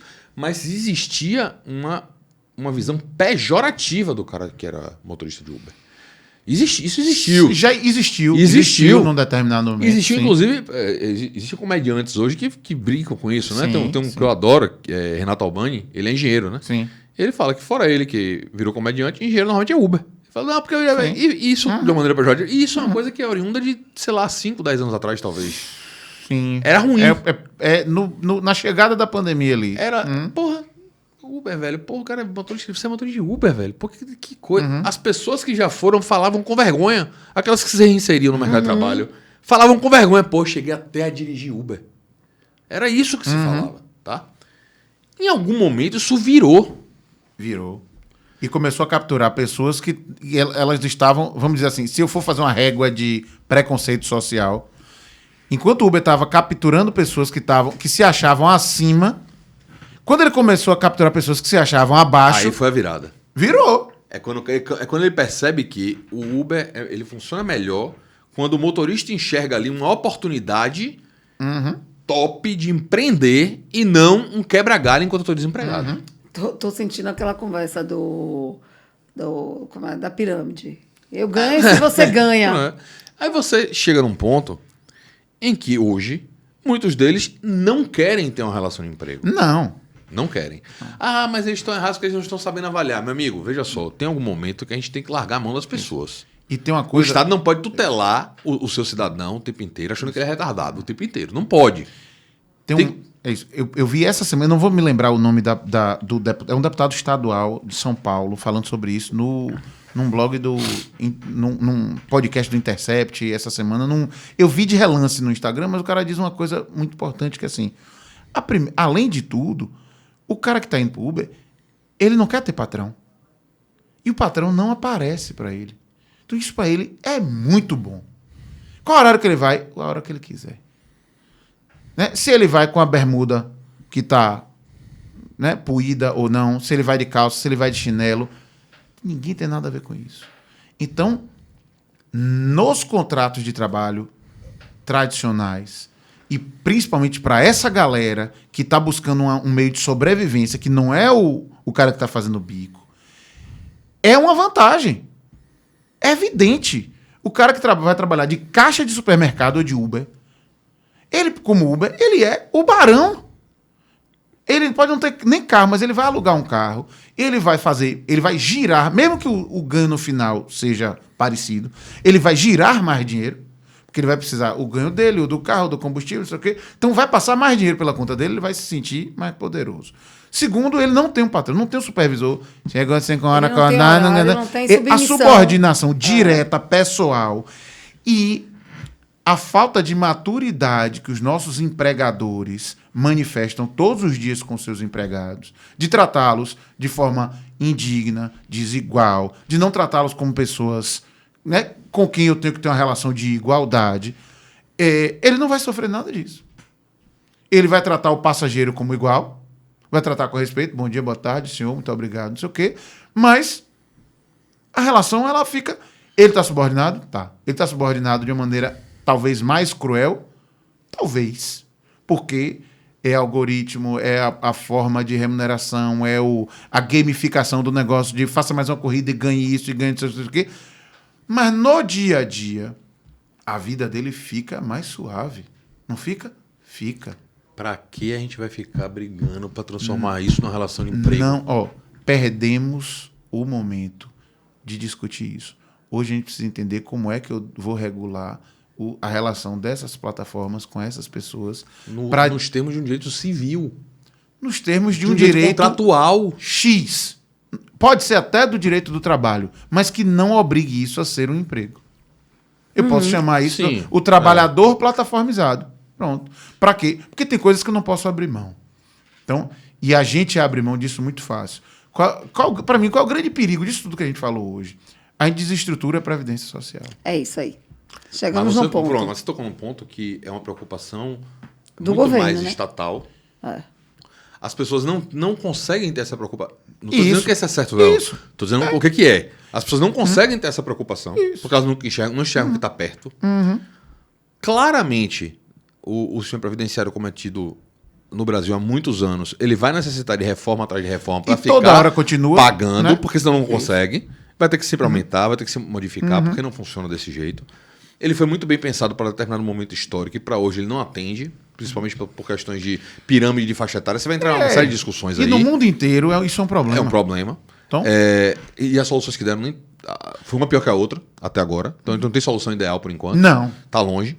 Mas o que eu vejo é uma pressa que as pessoas têm. E as pessoas, eu vou dizer aqui agora, o judiciário Sim. e nós, que discutimos direito. Né? Operadores de qualquer natureza. De querer necessariamente classificar o cara naquela situação que a gente acha que é melhor. O cara não quer ser empregado. Não transforme ele em empregado. Ah, mas eu tenho um nível de previdência que eu preciso estar... Veja, o cara está dentro de um sistema de previdência porque o nosso sistema prevê que todo mundo obrigatoriamente está dentro. Ele não tem nem a opção de dizer que está fora. Isso. E o custeio tem que acompanhar isso. Então, quando o Estado deixa de ser indutivo, então, o Estado deixa de fazer essas opções. Então, na hora que o Estado... Então, o BPJS, tudo isso que a gente falou hoje aqui, e tudo isso que vem pipocando no mercado de trabalho. Por quê? Porque o mundo, a vida não espera. Né? A vida não vai esperar os excelentíssimos senhores deputados e senadores fazer uma lei para poder... Quando tiver a lei aí, eu posso fazer. E a Constituição permite. Para a Constituição, todo movimento econômico que não é vedado é permitido. Toda ocupação que não é vedada é permitida, havendo a possibilidade de regulamentar ou não. Outro dia me perguntaram, foi até num programa de rádio de outra concorrente. Mas como é essa tal dessa profissão de influência, como é que vai regulamentar? Veja, tem profissões que não vão ser regulamentadas nunca. E não é um papel do direito antecipar o que vai acontecer. Nem ficar se preocupando em categorizar qualquer coisa. Eu tenho que ter a caixinha. É isso. Necessidade, parece que é toque. O pessoal é toque. É a taxonomia compulsiva. Então, é verdade. a gente precisa eu trabalhar sem ter categoria para tudo. Juro. Eu já tive esse toque Você não no tem dia toque, a dia né? das coisas. Já tive, no trabalho principalmente. Sim. Tudo tinha categoria. Hoje em dia eu fico tão tranquilo que tem coisas que não tem categoria a ser encaixada. Que e beleza. é isso. É a vida, é isso aí. Tá fazendo terapia? Não. É isso. Aí foi alto. Mas de alguma foi forma, alto. é isso. De alguma forma, você se terapeutizou, Você se libertou. Olha que beleza. É um homem mais Não feliz. precisa categorizar tudo. Não. E algumas coisas vão andar bem sem estar categorizadas, outras não. Essas você se preocupa, olha, o que eu posso fazer, o que eu não posso. Agora eu tenho uma pergunta para você. Mas peraí, esse vai ser o corte, viu, produção? O quê? Esse corte Qual da corte? filosofia do momento terapia de Rafael. Se você tivesse que vamos lá. Quem se preocupa genuinamente com a questão do empregado quando se depara com a situação dos aplicativos, se preocupa porque existe um determinado núcleo de direitos ali que não pode ser ferido. A gente está falando aqui de questões realmente... Humanitárias. Exatamente. Tá? Então, é diferente de você estar falando, por exemplo, eu pelo menos vejo dessa maneira. É diferente você batalhar que a relação do aplicativo seja regularizada porque o cara tem direito a receber 13º, do que o cara tem que ter uma jornada máxima de trabalho. Para mim são discussões completamente distintas. Completamente diferente. Uma é uma discussão meramente monetária, ainda que ela tenha implicações humanitárias. A outra é a saúde do cabra. O cabra vai morrer se ficar trabalhando mais do que não sei quantas horas por dia. Então, dentro dessa perspectiva, se a gente fosse de fato entrar na neurose da regulação, da categorização, o que você acha que deveria compor um núcleo de direitos dos trabalhadores aplicativizados? Mas é isso. Eu teria, assim, lógico que vai ter acho que tem que ter uma conta de salário mínimo com indenização de custo, né? Perfeito. E aí, algum seguro. né? Algum tipo de seguro que o ideal é que fosse o seguro da Previdência Social, porque eu, além de segurar ele, eu estou ajudando a custear o sistema todo. E a questão de limite de tempo de trabalho. Então, essas são as coisas que... É o básico do básico, esses três aí. É o básico do básico. E a questão do limite do tempo é facílimo de um aplicativo regulamentar, né? Você bloqueia... Mas é porque você começa a entrar em discussões que são... É isso que eu falo. Toda vez que você achar que você resolveu um problema com a norma jurídica, vai aparecer um problema no mesmo segundo. É quase, vai ser uma relação de física. Surgiu a solução, pum, problema novo. É assim. Qual é o problema? Você vai falar, não, o cara vai poder trabalhar no máximo 10 horas por dia. E aquele cara que quer trabalhar em turno? Ele quer trabalhar 24 e descansar quantas ele achar que são necessárias. Mas aí entendeu? são Você começa a ter opções, né? discussões. Hoje você tem profissionais que trabalham por turno. Por que isso não seria possível no aplicativo? Isso, o direito de trabalho admite 12 por 36. Isso. E aí você começa Então, a ter... só que 12 horas todo dia, por exemplo, eu não posso. Então, a dificuldade de discutir isso é justamente... Aí a categorização faz falta. Porque eu não consigo tratar uma pessoa... Caiu aqui o negócio. Aqui a gente fala ao vivo, velho. Desapareceu meu nome aqui, ó. Negócio aí, porra. Agora aí, ó. Bonito. Então, na hora que eu categorizo a relação que é meramente cível e a relação que é de trabalho, a relação de trabalho vem com seus penduricalhos todos de proteção. E a relação cível comercial vem com nenhum. Então, por isso é que a ideia de ter um intermediário, que não é nenhuma coisa nem outra, hoje me parece mais adequada. Que eu consiga proteger a pessoa, que eu entenda ele como trabalhador, mas que eu não traga para ele um vínculo de emprego formal. Então, a questão de todo contratação... peso que isso significa. Que porque ele não quer, porque ele não quer. E é isso. E veja, na verdade, isso é um sintoma de uma outra coisa. O vínculo de emprego não é para ser pesado. A gente é que estraga essa mas ele de fato né? É isso. Não era para ser pesado. E não era para ter... Só que a gente tem um país de uma construção muito ruim. A gente tem um país em que... Né, até 120 anos atrás, trabalhador era coisa. Então, é muito... E aí, não à toa, quando você vai ler a primeira página da Cinderela, está lá, Cinderela era uma menina órfã, que... Órfã não, né? Mas que é órfã de mãe, que é madrasta, tratava muito mal, como se fosse uma empregada. É verdade. Então... Até o termo empregada... Aí o corporativo vai chamar empregado de quê? É o nosso colaborador, nosso parceiro, não sei o quê. Para com isso, velho. Então, é uma brincadeira de mau gosto, porra. É isso. Às vezes, dando aula de direito de trabalho, a primeira vez que eu falo, porque eu sou empregado da faculdade, e nego, às vezes fica... Não, pera ainda. Então, sou. O cara toma um susto. Mas eu não sou empregado da faculdade? Sou empregado da faculdade. Né? Isso não me torna menor. E aí, como a gente não tem maturidade para várias coisas no contrato de trabalho. O empregado não tem maturidade para ser empregado, o empregador não tem maturidade para ser empregador. E isso não à toa, isso contribui para as pessoas não quererem ser empregados. Rapaz, hoje minha filha tem 12 anos, a mais nova. Mas acho que ela tinha 10 na época que eu vi ela falando alguma coisa com com amiguinhas, e obviamente que influenciada pelo que ela vê na internet. E a frase que ela falou foi tipo, Deus me livre de ser CLT. Ela nem sabe o que é CLT. Repete. Ela não sabe nem o que é CLT, velho. É meme. Deus me livre de CLT. Por quê? Porque isso já está internalizado. Para essa nova geração, está vindo que a pessoa tem que empreender. Se você não empreender e for empregado, você é um fracassado. Sim.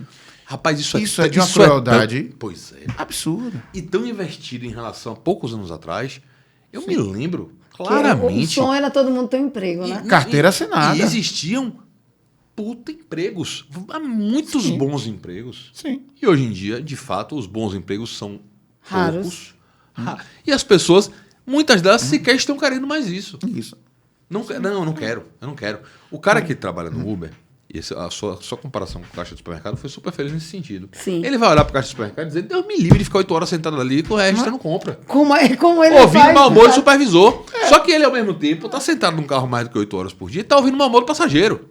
E submetendo a Mas riscos ele externos. vê liberdade naquilo ali. E muda o passageiro. Entendeu? E se ele quiser parar pra fazer um xixi, pra tomar um Faz, café, na hora que ele quer. vai na hora que ele quer. Rapaz, cansei, não vou mais não. Mas é que tá. Levante do caixa, vai beber uma água. Perceba que a questão do aplicativo, ela mexe em uma questão muito cara nossa, que é a liberdade. Sim. Empreendedor, bicho, não é isso. Até porque se você pegar hoje 12 entre cada 10 coaches de Instagram, de empreendedorismo, vão lhe dizer que o grande sucesso de você empreender é a liberdade que isso te dá. Pode ver se não é.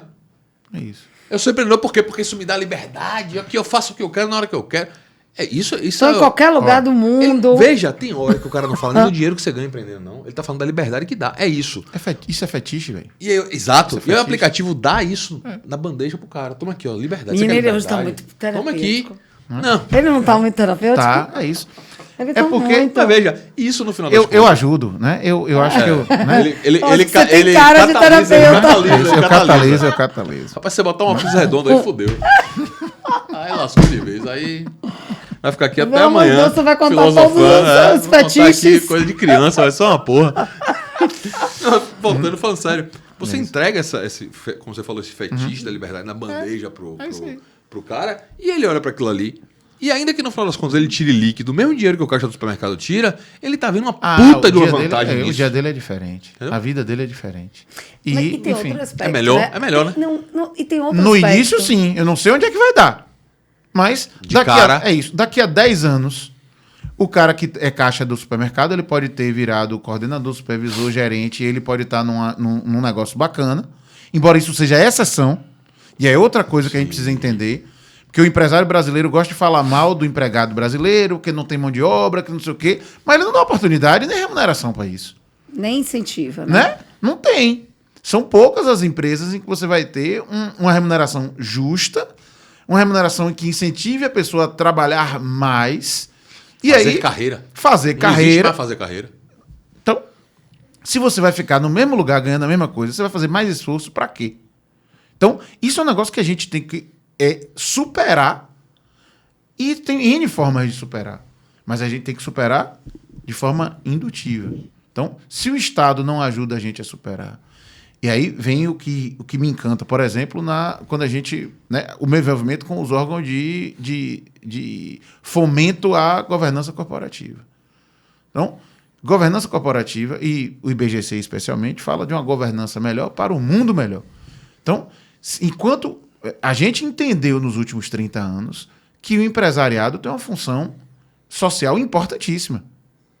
Então, que ele tem que proteger a diversidade, ele tem que proteger a igualdade, ele não pode deixar que a pessoa seja humilhada no trabalho, ele não pode deixar que todas as questões de direitos humanos sejam, né, violadas, ele não pode achar que um determinado ambiente seja insalubre, ele não pode deixar que a pessoa trabalhe muitas horas porque essas horas é escravidão, ele não pode... Então, a cada dia mais, a gente... Né, as grandes empresas, as boas empresas no Brasil estão entendendo o papel delas de oferecer no mercado de trabalho posições e trilhas de carreira que façam as pessoas realmente progredir e ter uma vida melhor. Por quê? Porque assim elas terão os melhores profissionais. As empresas que oferecem um mero emprego de salário mínimo, Né? Eu ouvi outro dia um cidadão que disse: se é salário mínimo, é trabalho mínimo. Eu acho triste, mas eu não posso dizer que essa pessoa está rigorosamente errada. Não tá não. Não tá não. E se você tem uma perspectiva de que aquilo ali é a sua vida pro resto da vida, Vai para onde? Então, essa coisa que a gente tem de... Né, e aí a gente tem a sorte de ter assim... A vida ficou melhor nos últimos 50, 100 anos. Né? Porque se isso fosse no século XIX, o cara morria, né? Morria de tuberculose, morria de qualquer coisa. Então, o cara sobrevive ali. Né? A pessoa que sobrevive ali com aquele mínimo, tem algum apoio do Estado que não é de grande qualidade, mas é melhor do que não ter nada, e vai levando. Então, a centralidade da produção econômica, da atividade econômica, do progresso na vida daquela pessoa, não é isso. A centralidade da vida daquela pessoa é outra coisa, é sobreviver e conviver com as suas... Enfim, aí tem uma... Né, para eu não ir muito longe na filosofia, mas tem uma parte boa da gente, e que muita gente se acaba de trabalhar, vê a vida passar e depois não vê o que é que aconteceu e a vida acabou e ganhou dinheiro que não serviu para nada. Então, de certa forma, tem até uma sabedoria da nossa massa social que trabalha recebendo um salário mínimo e briga para aproveitar a vida fora do trabalho. Daquele jeito ali. E fora do trabalho. Então, eu vou ficar mais horas no trabalho para que objetivo zero. Então, eu estou de folga, eu vou para a praia. Então, aí quando você junta isso com a sociedade que não gosta de cumprir regra, que é a nossa sociedade brasileira, é quando o cara vai inventar um atestado, o cara vai faltar, vai dar um migué e tal. E isso tudo é um sintoma muito ruim do que é a nossa sociedade. Mas as formas de resolver isso são formas que tem que levar em conta isso. E existem pessoas que não estão interessadas em ter uma progressão. Tem gente que não quer. Não quero. Não, eu quero ter. Eu gosto da minha vida. Eu gosto de trabalhar pouco e viver mais. Isso. Ah, mas você vai ganhar pouco. Isso. Joia, pra mim tá top. Isso. Tô querendo. Eu tive uma certa... Eu fui estagiário no Ministério Público Federal durante 3 anos e alguma coisa. Eu tive não era minha chefe imediata, mas tinha essa relação de chefia também. E a gente conversava muito, porque eu era muito novo, ela já uma senhora, e meio que pegava para dar conselho, né? Uhum. E aí, em determinado momento, a gente falando, eu falava, não, porque eu queria fazer isso aqui e tal. E, porra, na época eu era bancário, tinha um estágio, a faculdade. Meu dia tinha que ter 2 estágios, horas. né? 2 estágios, na verdade, junto com o banco. E aí um dia ela chegou pra mim e falou, deixa eu lhe falar uma coisa, Rafa. Eu queria um emprego que pague a mesma coisa que eu ganho hoje, mas que eu ficasse grampeando papel o dia todo assim, ó. Aí chegasse uma hora que batesse um horário e eu fosse embora pra casa viver. Uhum. Porque eu não tenho tesão nenhum no meu trabalho. Vai ter gente que vai ouvir isso, vai dizer, porra, é uma coitada. Como é que não tem felicidade? E vai ter gente que vai olhar e falar, é isso mesmo, irmão. Trabalho, se fosse coisa boa, chamava praia. É isso. Vai ter gente que vai falar isso. E veja... Tá muito filosófico. E no final das contas, a gente precisa entender de que forma a gente vai fazer a vida melhor para todo mundo. Então, eu tenho que ter o vínculo de emprego estruturado, organizado. Para quem quer. Eu preciso que esse vínculo de emprego não vilipendie a dignidade dessa pessoa. Então, que ela, mesmo sem entender muito o que é que está acontecendo, que o proteja a jornada máxima, o salário mínimo, as questões de saúde, de segurança e todos os detalhes da lei trabalhista que a gente tem em relação a tudo, a hora extra, adicional noturno. Tá? Então, esse vínculo ele precisa existir. Esse vínculo, inclusive, é bom que ele exista mais do que o vínculo de empreendedor, porque não vai ter... não tem tanto negócio para você empreender. Então, do outro lado, eu preciso entender quem é empreendedor e o Estado dá a condição dessa pessoa empreender, que é o quê? Botar dinheiro, assumir risco, produzir alguma coisa para o mercado e aí receber o lucro disso. Né? Empreender não é virar influência, não. Influência é outra coisa. Ó, já o próximo programa, Influência Digital. Deus é mais. Que veja. A natureza do trabalho. É um negócio, é isso. Que no final das contas, né, o cara, ele não é agência, mas também ele não é o anunciante, ele não é o garoto propaganda, ele não é o veículo, e ele é tudo ao mesmo tempo. Enfim. Mas são as novidades que o mundo da vida vai enfiando goela abaixo da gente. A gente tem que arrumar um jeito de entender onde é que aquilo se encaixa. E a gente vai entrar na neurose da categorização, fetiche. Não, tem que categorizar. Entendeu? Eu não vou começar com o mundo de... Não vou voltar para o mundo digital, não, porque aí a gente ia precisar de mais uma hora. Mas... Uma hora. Já são quase 2. É isso. Por isso que eu não vou entrar. Por isso que eu não vou entrar. Né? Mas... E o que eu acho que a gente precisa estar atento é qual é o futuro que a gente a gente vai produzir para essa sociedade, para a gente produzir, viver, ganhar dinheiro, ter carreira, não ter carreira.